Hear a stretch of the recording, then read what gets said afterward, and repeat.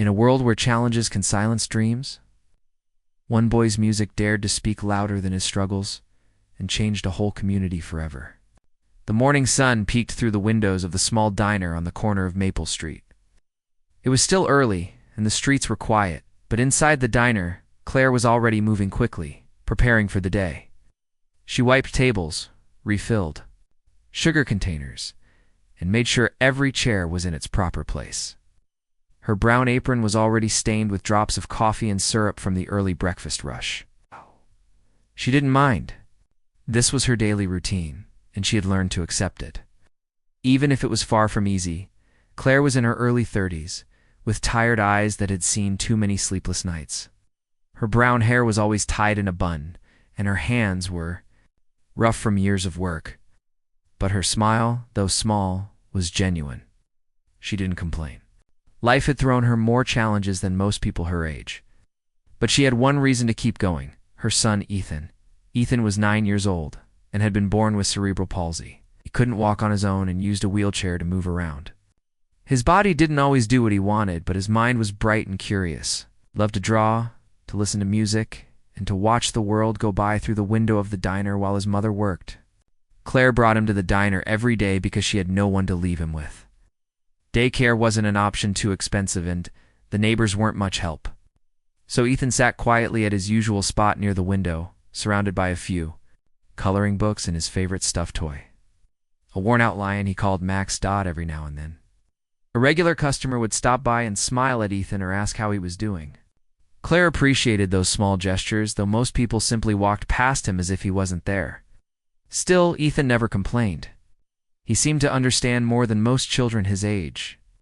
He knew his mother worked hard, and he knew they didn't have much money, but he never asked for toys or games. He only asked to be near her.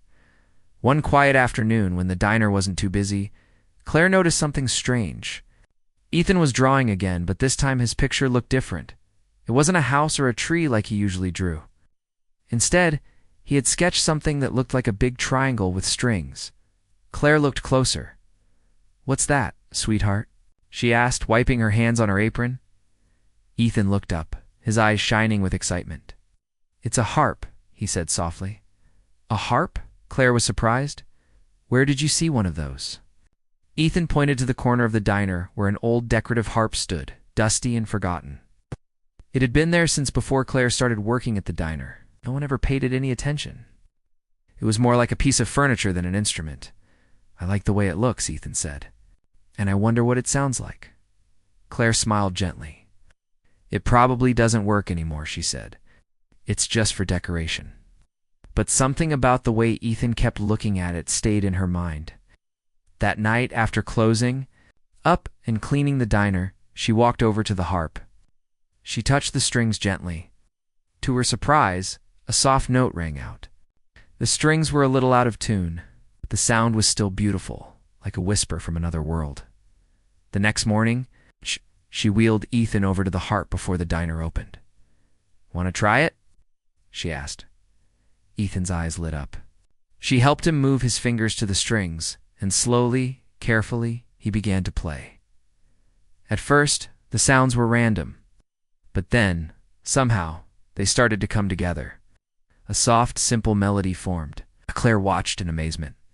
Ethan's fingers moved clumsily, but there was something special in the way he played, as if the harp was speaking through him. From that day on, Ethan spent a few minutes each day with the harp. Claire encouraged him whenever she could, even if it meant waking up earlier or staying later at work. She started to notice a change in her son. He seemed happier, more alive. He still couldn't walk, and their life was still hard. But now there was something more, something magical happening. In that corner of the diner, outside of the diner, life was the same struggle it had always been. Their apartment was small and cold in the winter. The heater barely worked, and there was often no hot water.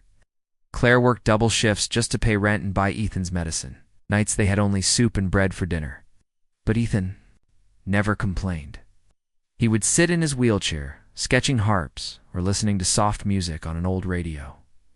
Sometimes, Claire would lie awake at night, staring at the ceiling, thinking about how unfair life was. She had no college degree, no family nearby, and no way out of the cycle of poverty. But in the morning, she always got up and kept going, because she had to, because Ethan needed her. One evening, as the sun began to set and the last few customers finished their meals, Claire noticed a man walk in with a little girl. The man wore a black coat and expensive-looking shoes. His hair was neatly styled, and his eyes scanned the room with sharpness. He didn't look like someone who usually came to their part of town. They sat in a corner booth. Claire walked over to take their order, trying to hide the fact that she was tired and still had dishes to clean. The man ordered coffee, and the girl asked for pancakes. Claire smiled and took the order back to the kitchen. As she worked, she noticed the girl staring at Ethan. She had kind eyes and seemed curious about him. After a few minutes, she walked over and said hello. "Hi, I'm Lily," she said. Ethan smiled shyly. "I'm Ethan." "What are you drawing?" Lily asked, peeking at his sketchbook. "A harp," he said. "I like how they sound." Lily looked confused. "Do you play one?" "Just a little," Ethan said. "There's one over there." He pointed to the dusty harp. Lily looked at it, then back at him. "Can you show me?" Ethan glanced at his mom. Claire nodded. Claire wheeled him over and helped him reach the strings. Slowly, Ethan began to play the soft tune he had been practicing. The diner grew quiet. The few remaining customers stopped talking. Even the cook peeked out from the kitchen. The melody was simple, but it had a kind of magic to it, pure, innocent, and full of emotion. The man in the black coat looked up from his coffee. His eyes narrowed as he watched Ethan play. He said nothing, but something changed in his expression. Something thoughtful, almost emotional. He watched until Ethan stopped, and then turned back to his coffee, after paying. The man and his daughter left without saying much. Claire didn't think anything of it. They were just strangers passing through like many others. She had no idea who he was or what he did. All she knew was that her son had found something special, something that made him feel free, even for a few minutes each day. That night, Claire tucked Ethan into bed and kissed his forehead. "Did you have fun today?" she asked. He nodded. Lily was nice. She was, Claire agreed. "And you played beautifully." Ethan smiled. "Mom, will I ever have my own harp?" Claire's heart ached.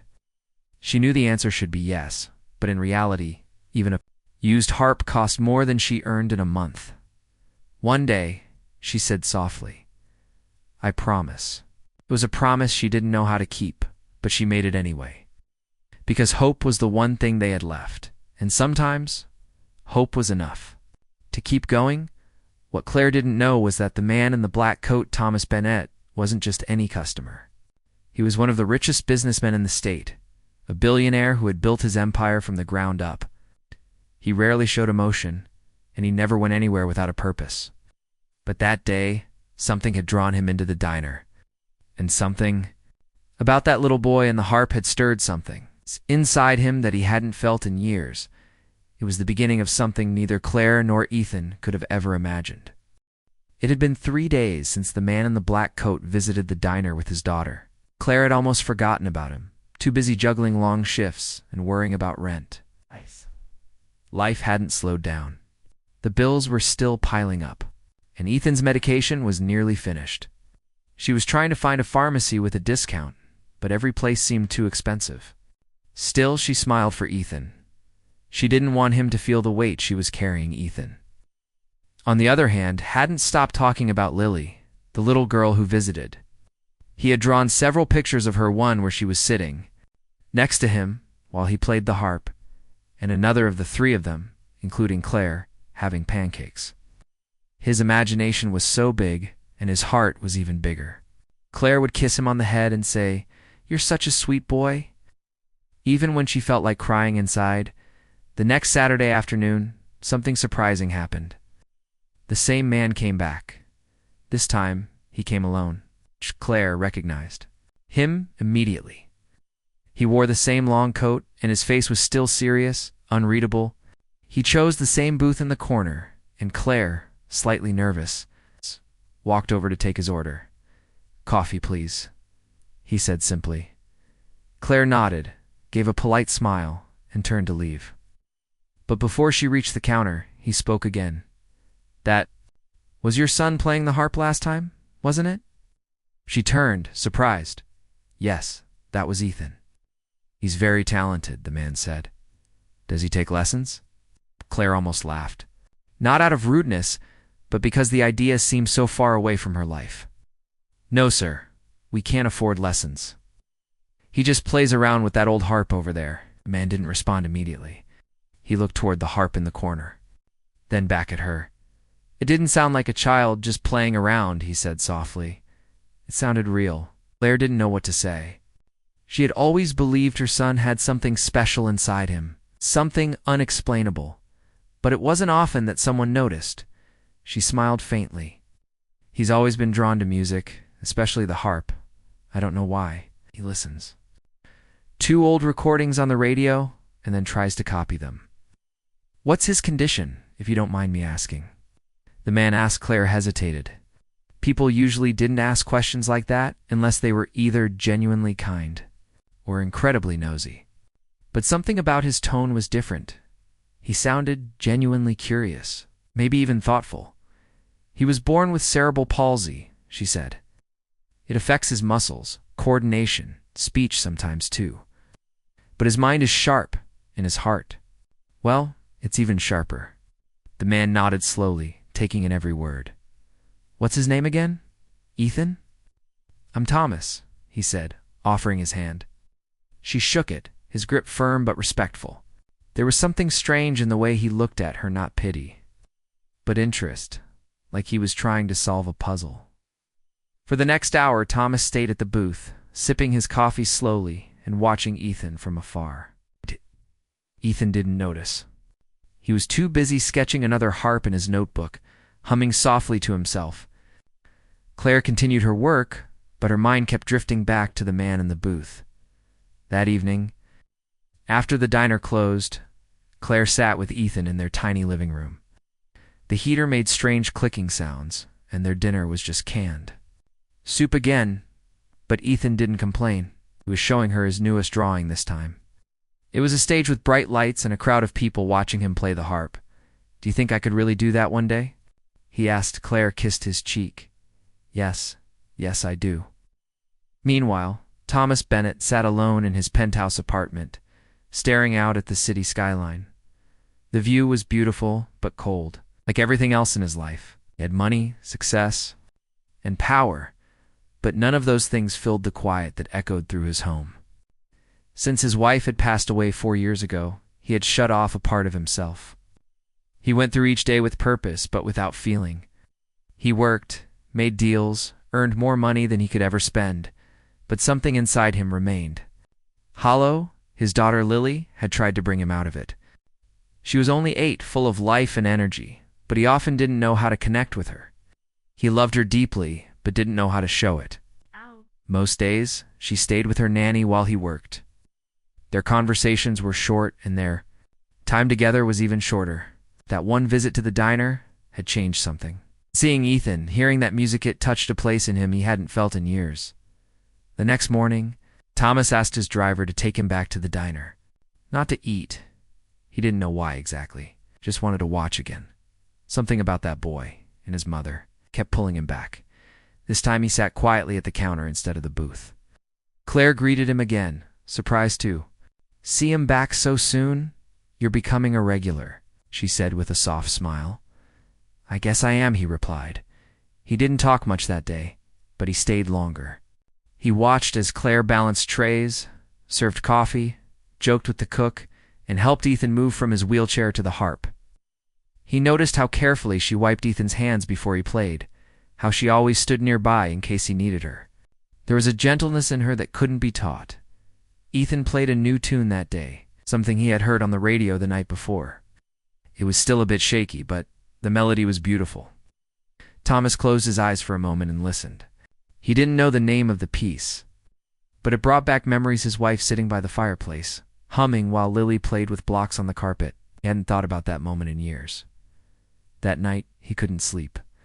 He kept thinking about Ethan, about the music, about the diner. He began doing something he hadn't done in a long time: research. He looked up cerebral palsy, harp therapy, and musical prodigies. He read articles, watched videos, and even contacted a few music teachers anonymously. Asked him what it would take for a child like Ethan to learn the harp properly. One teacher responded with surprise.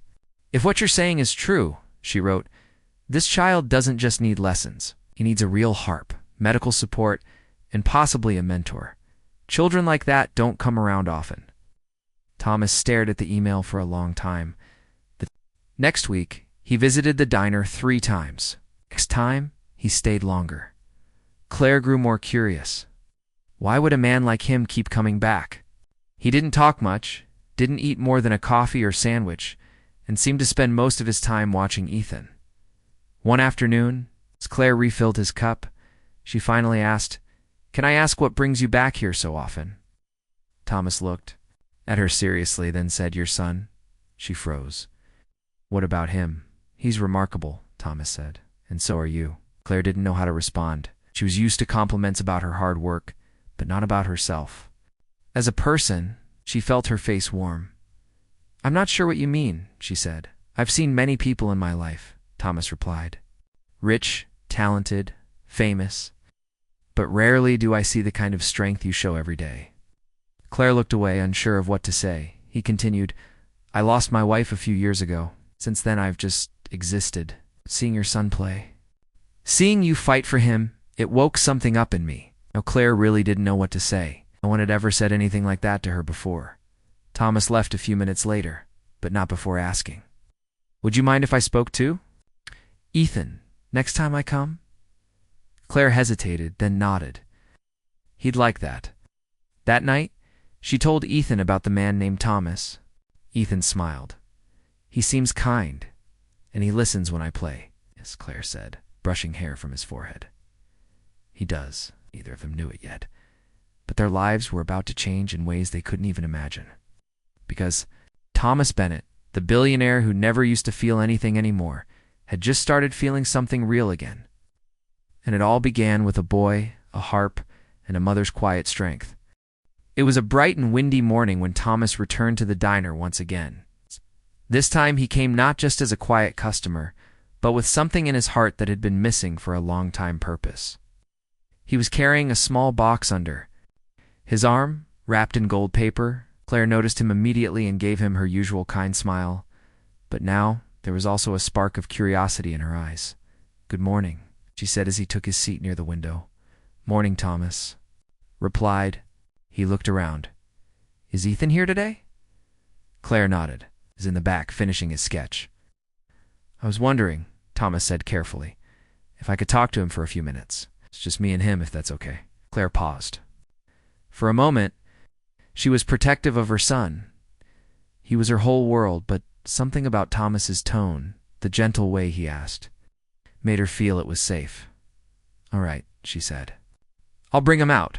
A few minutes later, she wheeled Ethan out to the table where Thomas sat. Ethan looked up at the man curiously, not scared, but interested. He remembered his deep voice and kind eyes. "Hi, Ethan," Thomas said, bending a little to make eye contact. "I'm Thomas. I remember," Ethan said softly. Thomas smiled. "Good, because I wanted to give you something today." He placed the gold-wrapped box in front of the boy. Ethan looked at his mother, who gave a small nod. Shaking fingers, he opened the box. Inside was a small, beautifully crafted miniature harp. It wasn't a toy, it was a real instrument, only smaller, designed for children. Its wood shone in the sunlight, and its strings sparkled like silver. Ethan gasped. "Is this for me?" "Yes," Thomas said. Eyes. "It's yours." Claire stood frozen for a moment, tears already welling in her eyes. She tried to speak, but no words came out. I've never had something like this," Ethan whispered. Still staring at the harp, Thomas reached into his coat pocket and pulled out a business card. "I also arranged something else. There's a music teacher, a harp specialist who lives just a few blocks away. Her name is Miss Willa. She agreed to teach you, free of charge." Claire finally found her voice. "Mr. Bennett, why are you doing this?" Thomas looked at her, his eyes softer than she had ever seen. "Because your son reminded me of something I forgot. What it means to feel something real, and because I can help, so I will." That was the moment everything started to change. over. The next few weeks, Ethan began taking lessons with Miss Willa. She was a kind, elderly woman with gray curls and a gentle voice. She had once performed with an orchestra, but now mostly taught music to children in her small apartment filled with musical instruments and warm sunlight. The moment she met Ethan, she knew she was meeting someone rare. Ethan was shy at first. His hands trembled, and his fingers didn't always listen, but Miss Willa was patient. She didn't push him. Instead, she guided him, slowly helping him understand how each string could sing if touched with care. Little by little, the shaky notes turned into soft melodies. Claire attended every lesson, sitting quietly in the corner of the room, watching with pride. Sometimes she couldn't believe this was her life now. Her son, who had spent years just watching the world go by from his wheelchair, was now creating music that made people stop and listen. The harp wasn't just an instrument, it was becoming his voice. Meanwhile, Thomas continued visiting the diner, not as often as before, but regularly enough. Always asked about Ethan. Sometimes he would listen to the boy play, and other times he simply drank his coffee and talked to Claire. Their conversations were short at first, but slowly began to open up to each other. Claire told him stories about her past, how she used to dream of becoming a nurse, how she had worked in 3 jobs after Ethan was born, how she had once gone 3 days without eating just to buy his medication. Thomas listened quietly, never interrupting. When he did speak, it was to share parts of himself he had locked away for years. He told her about his wife, Maria, who had loved classical music. It's about how she used to play the piano every night, and how after she died, he couldn't stand to hear music anymore. Until Ethan, it was clear to both of them that something was growing between them. Quiet friendship built on respect and understanding. Claire never asked for anything, never hinted at needing help, but Thomas helped anyway. One day he called her outside the diner and handed her an envelope. "What's this?" she asked. "Open it." Inside was a letter from a medical clinic in the city. It was an appointment confirmation for a full evaluation of Ethan's condition by top doctors. All expenses paid. Claire stared at the paper, her hands shaking. "I can't accept this." "Yes, you can," Thomas said. "This isn't charity. It's what any parent would do if they could." She blinked back tears. "Why are you helping us so much?" "Because you've helped me," he said simply.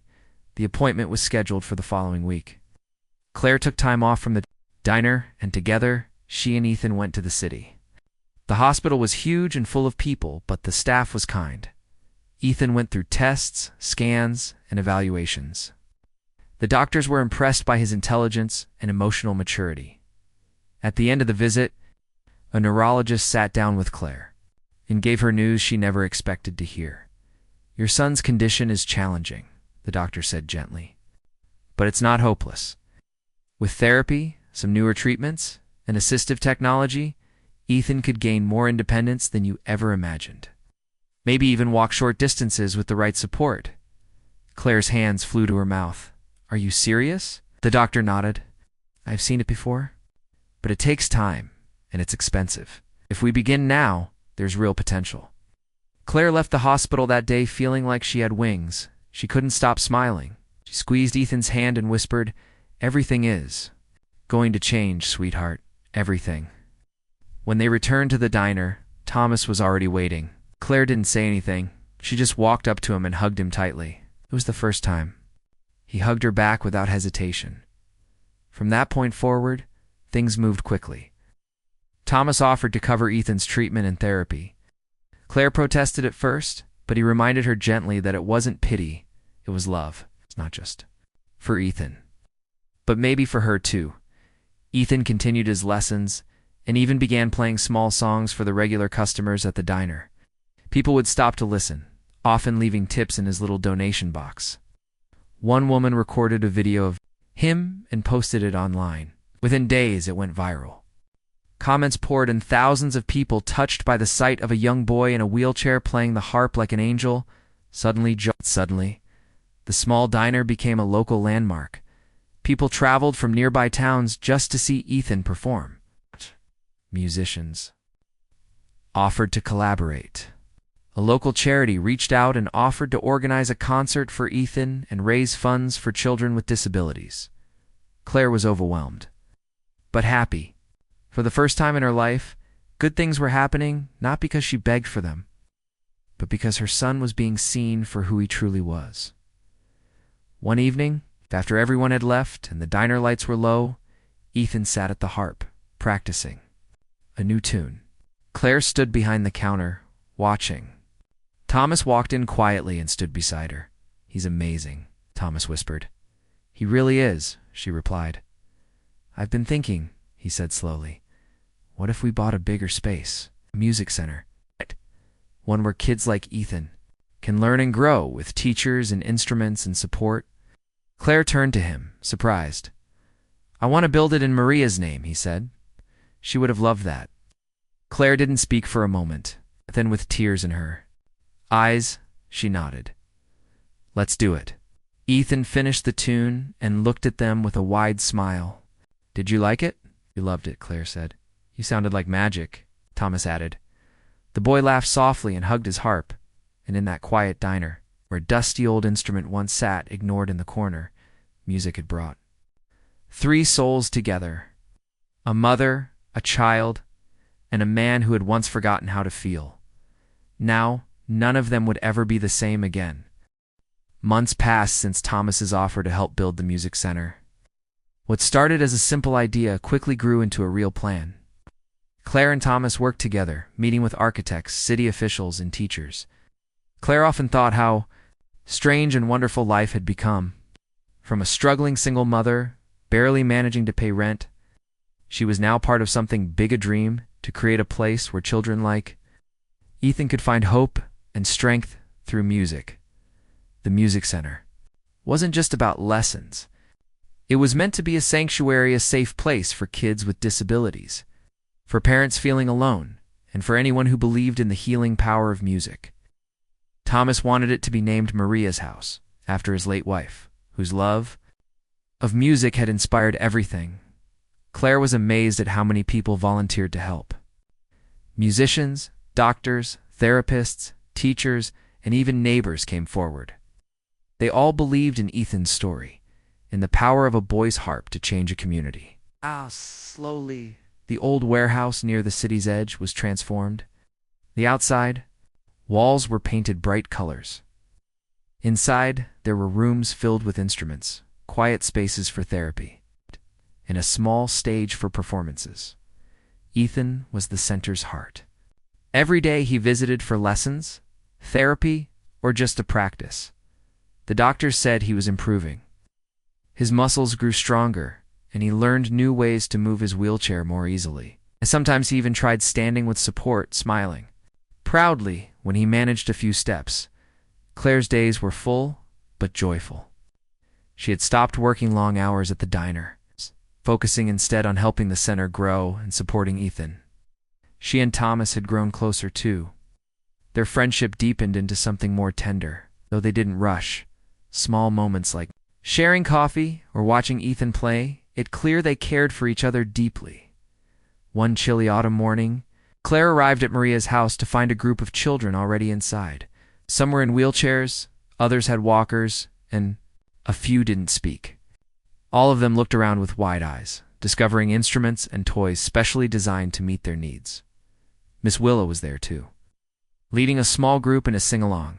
Her voice was warm, and the children laughed as she gently encouraged them to clap along.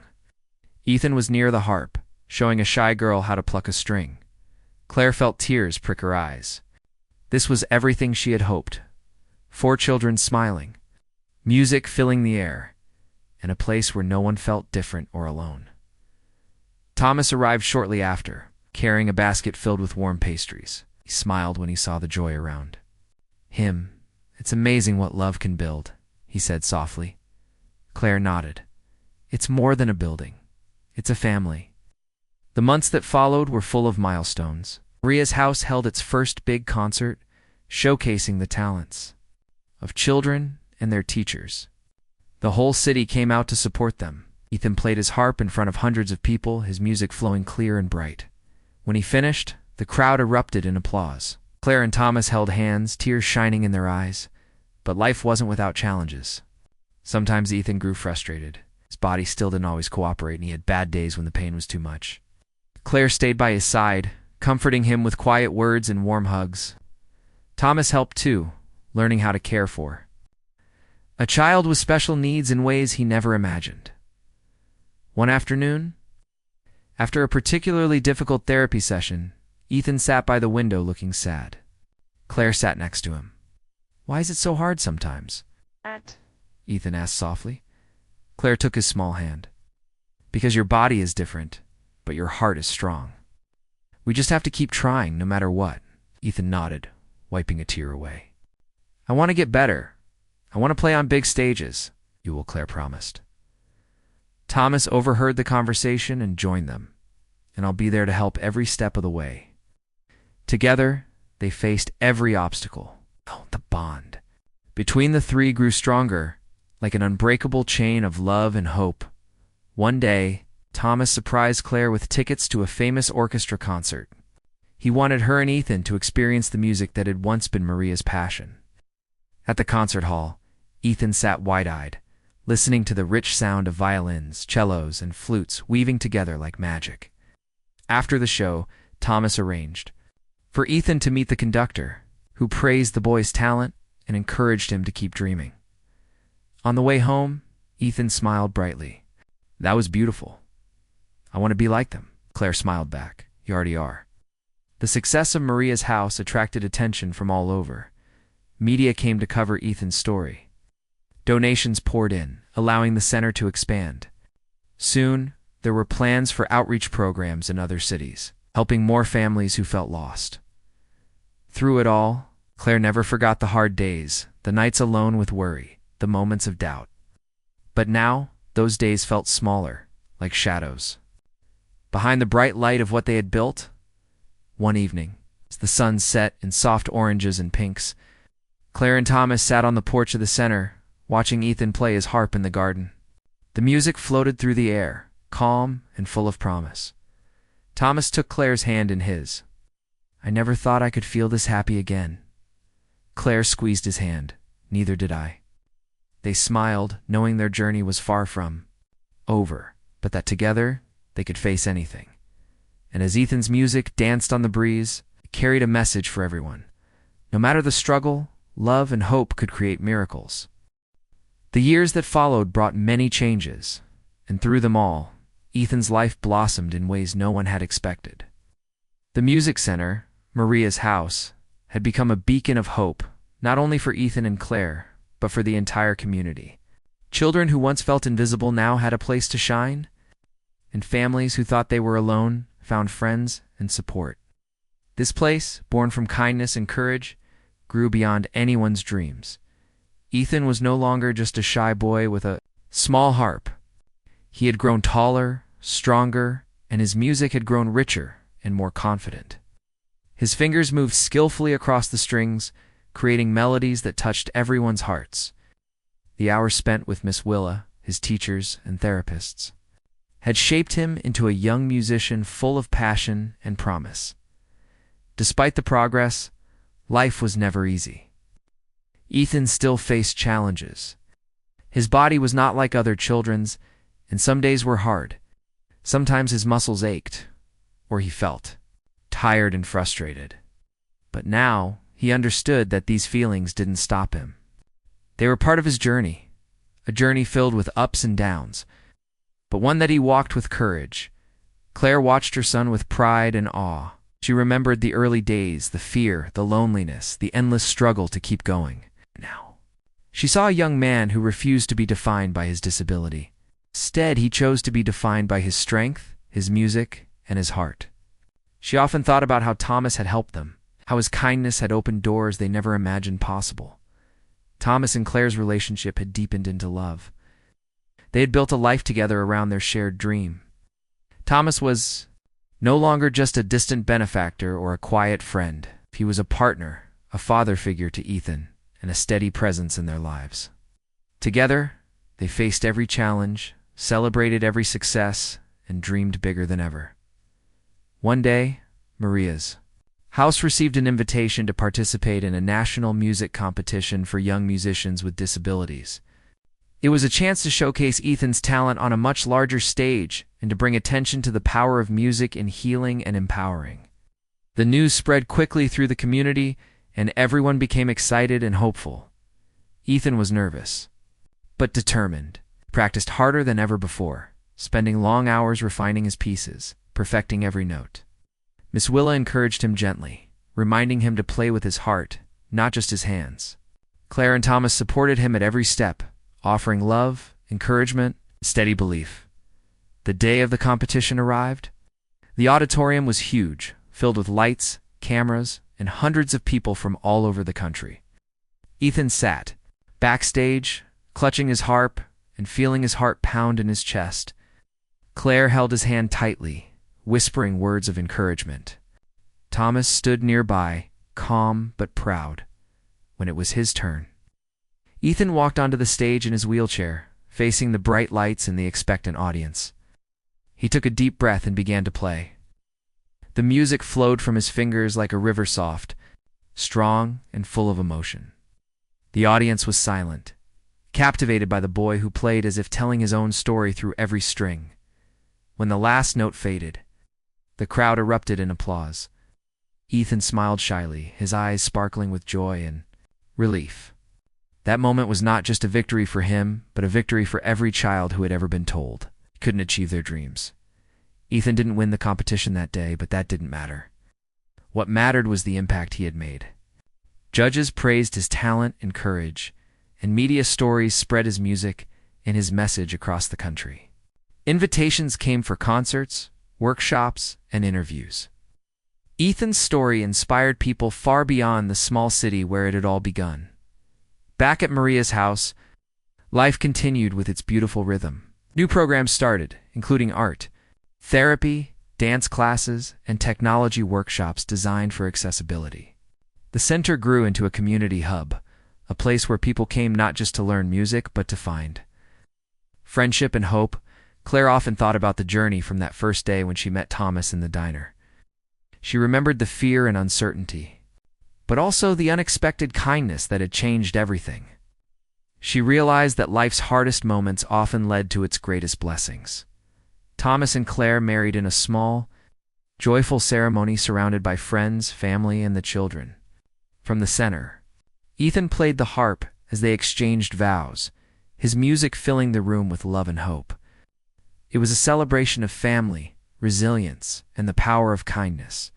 As the years went on, Ethan continued to grow, not just as a musician, but as a young man with dreams and ambitions.